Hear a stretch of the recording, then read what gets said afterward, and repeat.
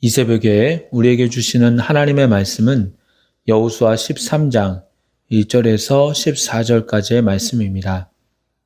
제가 가지고 있는 성경책으로 구약 338쪽에 있습니다. 하나님의 말씀을 받들어 읽겠습니다. 여호수아가 나이가 많아 늙음에 여호와께서 그에게 이르시되 너는 나이가 많아 늙었고 얻을 땅이 매우 많이 남아있도다.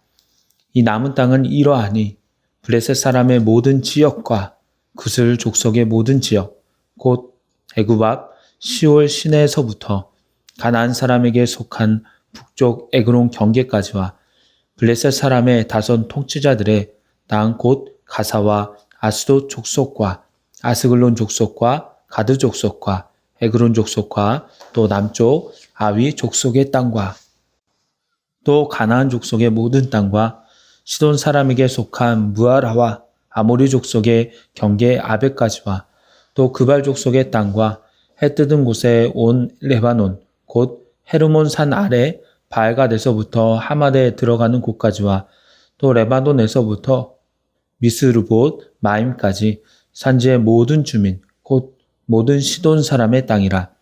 내가 그들을 이스라엘 자손 앞에서 쫓아내리니 너는 내가 명령한 대로 그 땅을 이스라엘에게 분배하여 기업이 되게 하되 너는 이 땅을 9지파와 므낫세 반지파에게 나누어 기업이 되게 하라 하셨더라. 므낫세 반지파와 함께 르우벤 족속과 갓 족속은 요단 저편 동쪽에서 그들의 기업을 모세에게 받았는데 여호와의 종 모세가 그들에게 준 것은 이러하니 곧 아르논 골짜기 가에 있는 아로엘에서부터 골짜기 가운데에 있는 성읍과 디본까지 이르는 메드바와 온 평지와 헤스본에서 다스리던 아모리 족속의 왕 시온의 모든 성읍 곧 암몬 자손의 경계까지와 길르앗과 및 그슬 족속과 마가 족속의 지역과 온 헤르몬 산과 살르가까지 온 바산 곧 르바에 남은 족속으로서 아스다롯과 에드레이에서 다스리던 바산한 옥의 온 나라라. 모세가 이 땅에 사람들을 쳐서 쫓아냈어도 그슬 족속과 마아가 족속은 이스라엘 자손이 쫓아내지 아니하였으므로 그슬과 마아갓이 오늘까지 이스라엘 가운데에서 거주하니라. 오직 레위 지파에게는 여호수아가 기업으로 준 것이 없었으니 이는 그에게 말씀하신 것과 같이 이스라엘의 하나님 여호와께 드리는 화제물이 그들의 기업이 되었음이더라. 아멘. 이 시간에는 내가 한다라는 제목으로 말씀을 나누도록 하겠습니다. 1절에 보면 두 가지 정보를 주고 있습니다. 첫 번째는 여호수아가 나이가 많이 늙었다는 점입니다. 나이가 많다는 것은 상대적일 수 있습니다. 그리 부정적인 말은 아닙니다. 하지만 늙었다라는 표현은 조금은 부정적인데요.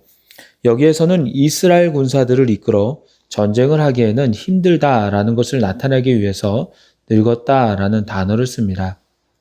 또 하나의 정보는 여전히 얻을 땅이 매우 많이 남아있다라는 점입니다.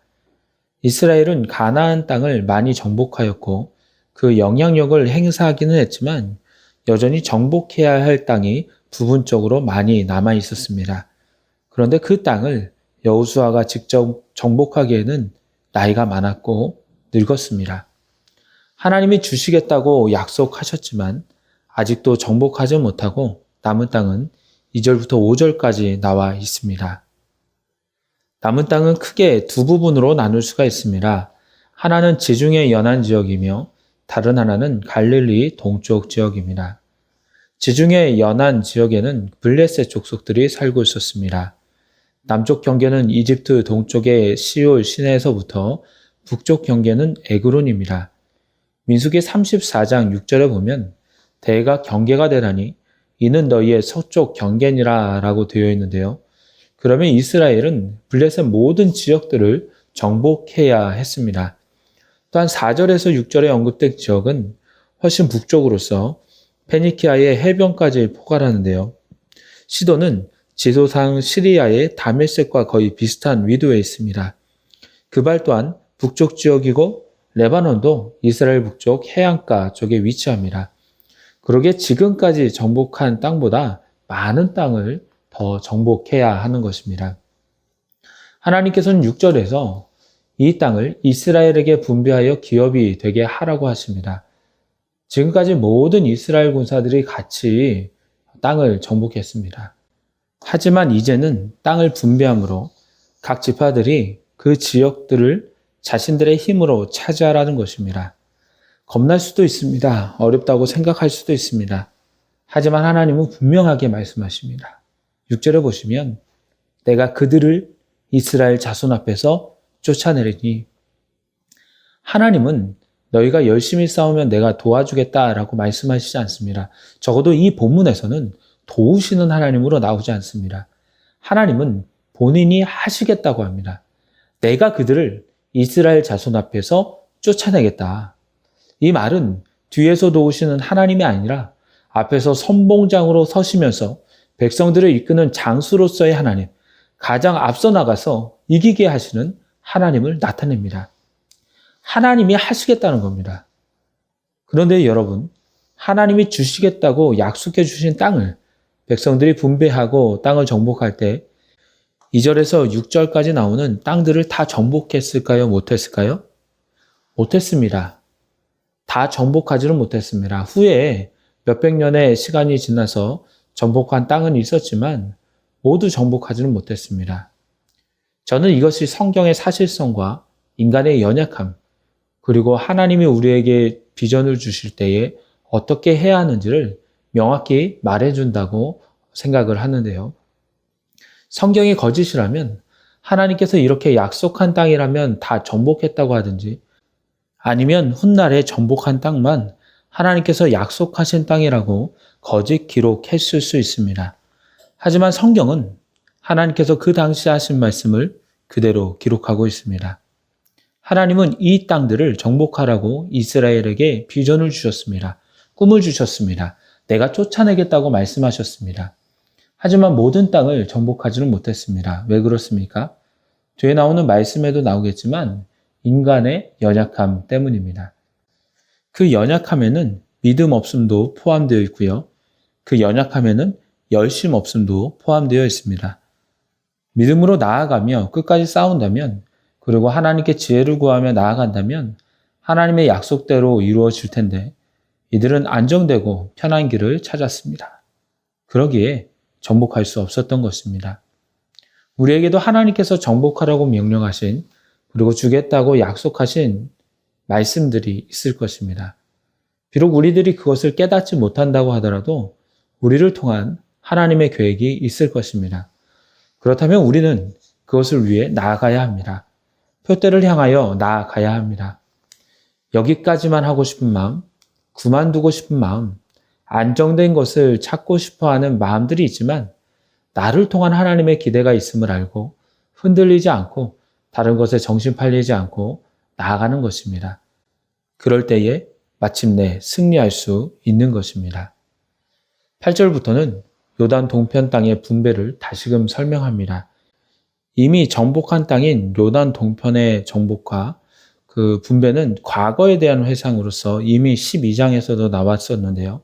그때는 너무 객관적으로 나왔기 때문에 8절부터 12절까지는 좀 더 자세히 기록하고 있는 것입니다. 이것을 통해서 요단 동편 땅을 분배받은 두 지파 반, 즉 루벤 지파와 갓 지파와 므낫세 반 지파도 하나님이 주신 땅에 대한 정당한 권리를 가지고 있다는 사실과 요단 동편에 있든 요단 서편에 있든 이스라엘의 12지파는 하나라는 사실을 알려주기 위함입니다. 14절에서는 하나님께서 레위 지파에게 기업을 주지 않은 까닭을 말씀하고 계십니다. 오직 레위 지파에게만 기업을 주지 않았습니다. 다른 지파들은 모두 다 땅을 받았는데, 모두가 다 정복할 땅을 받았는데 레위 지파에게만 주지 않은 것입니다. 그 이유가 무엇입니까? 14절에 보면 나오는데요. 오직 레위 지파에게는 여호수아가 기업으로 준 것이 없었으니 이는 그에게 말씀하신 것과 같이 이스라엘의 하나님 여호와께서 드리는 화제물이 그들의 기업이 되었음이더라. 여호와께 드리는 화제물이 레위인들의 기업이 되었기 때문입니다. 레위 지파는 하나님의 일을 위해서 구별된 사람들이었기 때문에 땅을 경작하는 일을 하지 않았습니다. 이들은 제사장으로서 제물을 드리러 오는 이들의 제사를 드려주고 또 성전에서 일을 하였습니다. 또한 각 도성에서 하나님의 말씀을 맡아 그 말씀을 보존하면서 백성들에게 말씀을 가르치는 역할도 하였습니다. 이들은 이스라엘 백성이 하나님께 드리는 화제물을 먹으며 생활하였습니다. 본문에서는 불태워 드리는 제사 제물 중 일부가 레위인의 양식이 되어서 그들의 기업이 된다고 전하고 있는데요. 민수기 18장 20절에서 24절은 레위인의 기업을 오늘의 본문보다 더 자세히 기록하고 있습니다. 거기에 보면 레위인들은 기업도 없고 아무 분깃도 없지만 하나님께서 분깃이요 기업이 될 것이라고 말씀하시면서 하나님께서 이스라엘 백성들의 11조를 레위인들에게 기업으로 주실 것이라고 말씀하십니다. 하나님의 일을 해 나갈 때에 하나님께서 책임져 주시는 것입니다. 저는 레위인들, 오늘날의 목회자들을 하나님께서 부르시는 것을 보면 군인과 같다라는 생각이 듭니다. 국가의 부름을 받아 군대에 가면 먹을 것을 줍니다. 입을 것을 줍니다. 부족하지만 월급도 줍니다. 모든 것을 다 책임져 주시는 것입니다. 마찬가지로 하나님의 부르심을 받아 주님의 일을 하게 되면 부르신 분이 책임져 주십니다. 때로는 부족하게 느껴질 때가 있다고 하더라도 주님의 일을 감당하고 있는 동안에는 먹이시고 입히시며 책임져 주시는 것입니다. 이제 말씀을 맺도록 하겠습니다. 오늘 말씀의 제목은 내가 한다입니다. 내가 한다에서 내가는 인간을 말하는 것이 아니라 하나님을 말하는 것입니다.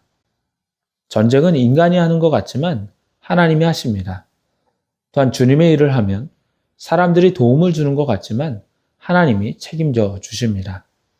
우리에게 주님께서 맡겨주신 일이 있다면 하나님이 지혜 주시고 힘 주시고 능력 주심으로 모든 일들을 감당하게 하실 것입니다. 그러므로 모든 일에 하나님이 하시는 것을 인정하며 동참하고 순종하면서 나아갈 수 있는 저와 여러분이 되기를 소망합니다. 기도하겠습니다. 하나님 아버지, 오늘도 말씀으로 하루를 시작하게 하시니 감사를 드립니다. 주님, 저희들을 향한 주님의 뜻과 비전과 계획이 있을 줄 압니다. 저희들이 그것을 저희들의 소망으로 삼게 하시며 표대를 향하여 나아가게 하여 주옵소서. 그 뜻을 이루려고 하다 보면 힘들고 지칠 때도 있습니다. 그러나 우리에게 비전을 주시는 하나님께서 힘과 능력과 지혜를 주시고 또 그 길을 인도하심을 믿고 믿음으로 담대히 나아가서 주의 뜻을 이루며 살아갈 수 있는 저희들이 되게 하여 주시옵소서. 감사드립니다. 예수 그리스도의 이름으로 기도드립나이다. 아멘.